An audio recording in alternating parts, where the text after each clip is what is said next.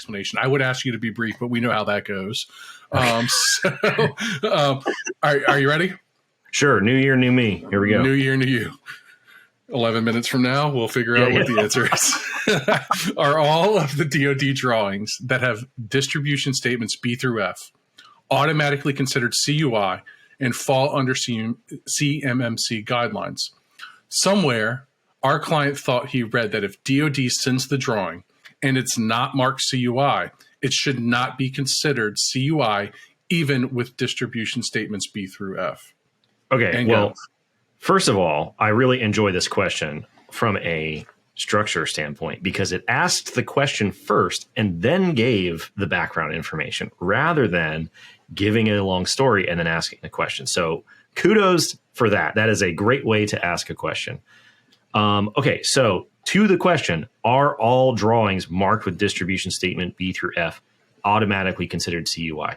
Yes. Specifically, they are considered a category of CUI, covered defense information. And the way that you know this is if you go to the NARA CUI registry, you go to the defense category, you click on it, and then you scroll all the way down to the authority, the law, regulation, or government-wide policy that dictates that certain information should be protected, which we now call everything that falls under that, under the umbrella of CUI.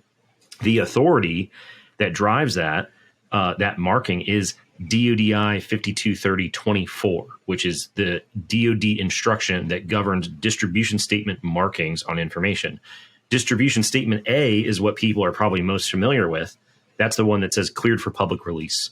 So every time you see slides or reports or whatever, instructions, memos, and things like that, it usually is marked with distribution statement A. Distribution statement B through F, though, says that this is not for public release for various reasons and has various caveats that come with it. And so as a result, that is something that the DoD has said this information is not for public release and needs to be protected, which is a textbook reason why it is included under the umbrella of CUI.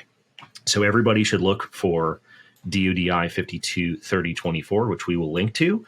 We'll also link to the CDI entry in the NARA CUI registry, and you should see some familiar entries there. You'll see them talk about DODI 5230-24.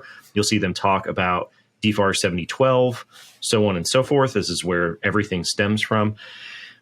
Previously, DoD has made statements as far back as I can remember, I think in 2018 at the CUI industry day that they did at NIST headquarters.